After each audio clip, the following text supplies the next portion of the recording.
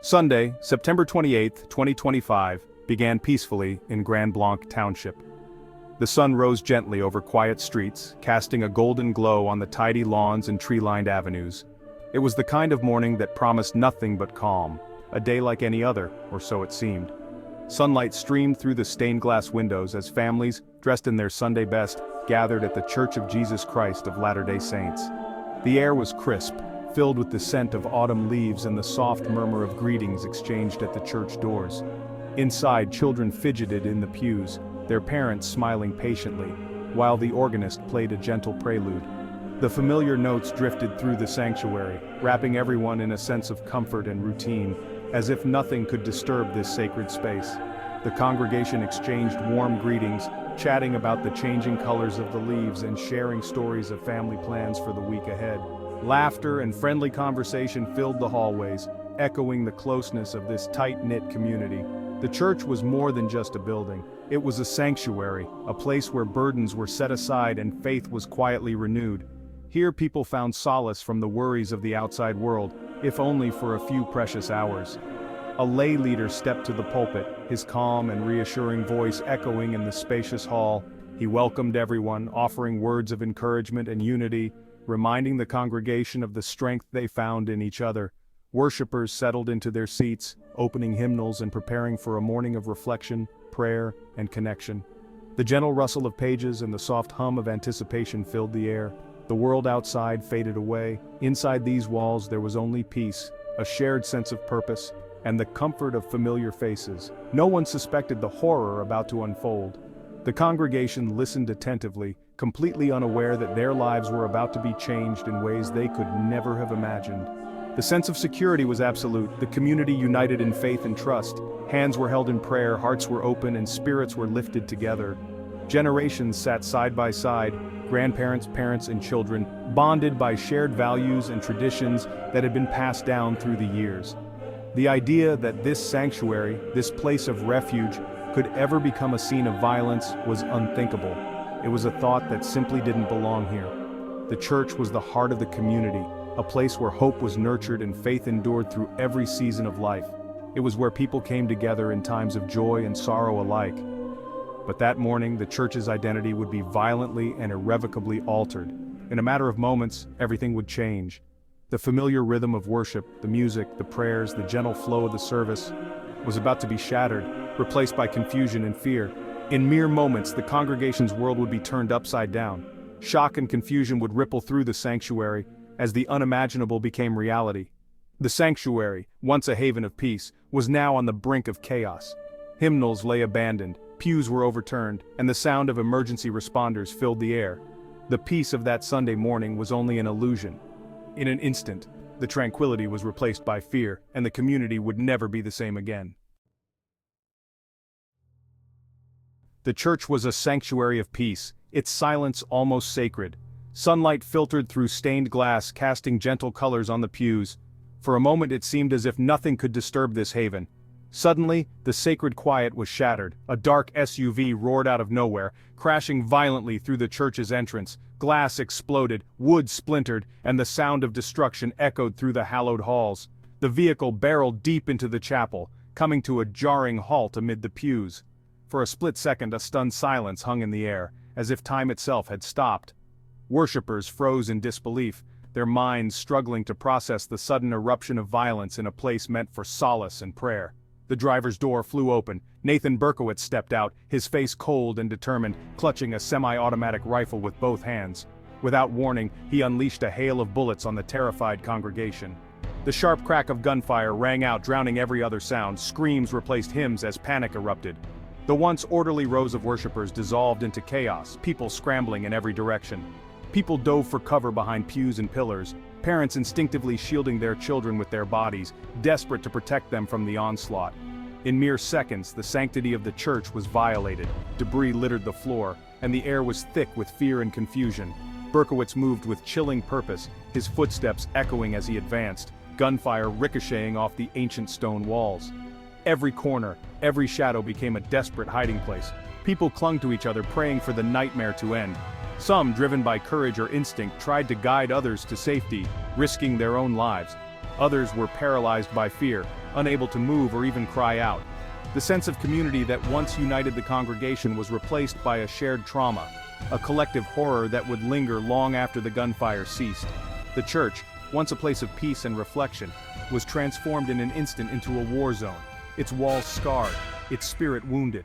The congregation was caught in a desperate struggle for survival, each person fighting to stay alive amid the chaos and terror.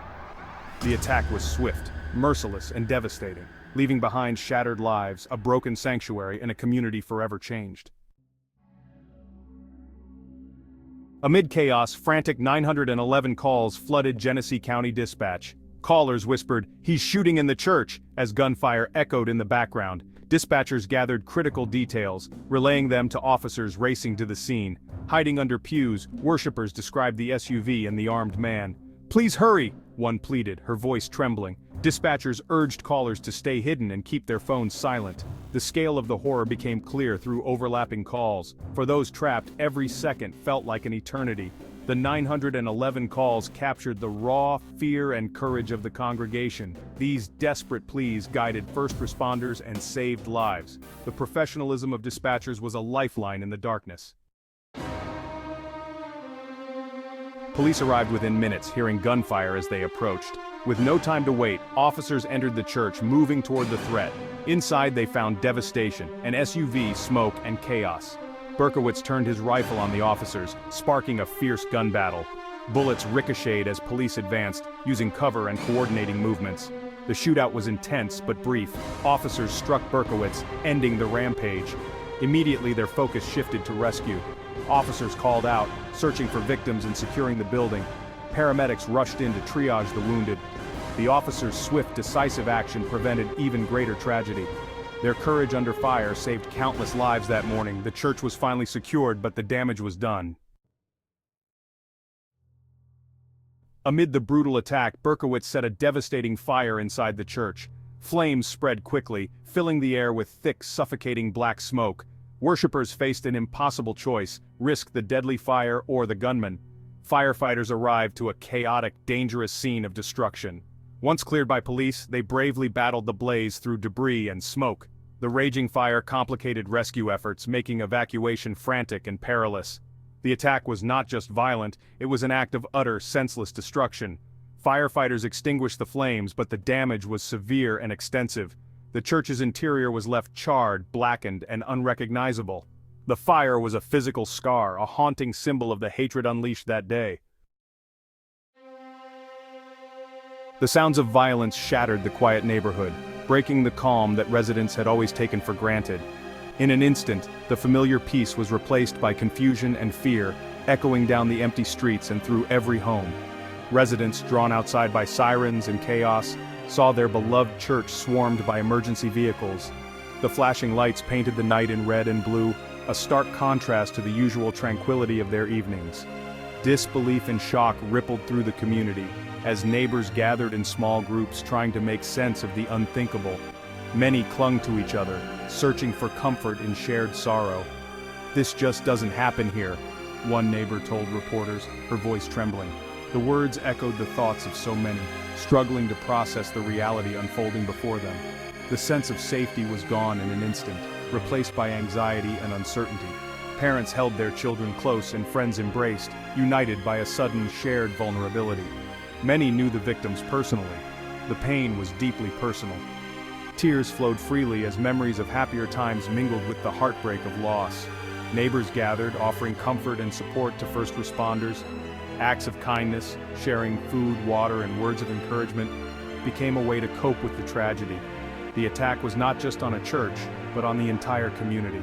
It struck at the heart of what made Grand Blanc feel like home, leaving everyone feeling exposed and vulnerable.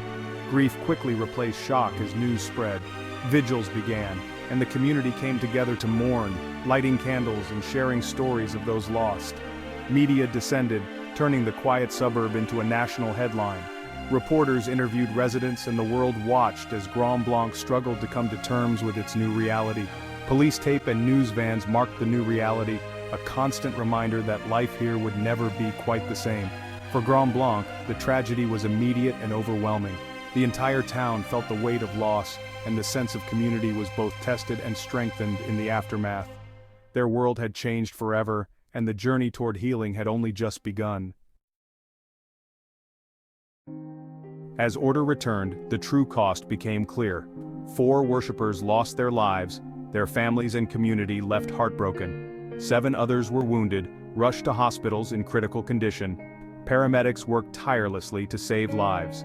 The perpetrator, Nathan Berkowitz, was killed by police at the scene. Early investigations revealed his history of mental health struggles and isolation. He had no known connection to the church, making the attack even more terrifying. The tragedy drew national attention and condolences from leaders across the country. Former President Trump called it an act of pure evil. The violence in Grand Blanc became a moment of national mourning. The community's vulnerability was laid bare, the loss was immeasurable.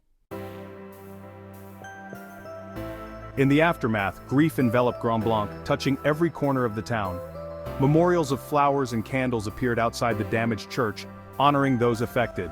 Residents gathered, finding solace in shared sorrow, unity, and heartfelt solidarity. Mental health resources and crisis counselors were quickly mobilized to help. Vigils and support services offered comfort, hope, and a sense of togetherness. The church community, though displaced, remained resilient and steadfast in spirit. Services continued elsewhere, a testament to their enduring faith and hope. The road to recovery would be long and difficult, but not impossible. Yet, neighbors supported each other, determined to heal and rebuild together. The tragedy would not define them. Their unity and compassion would shine through.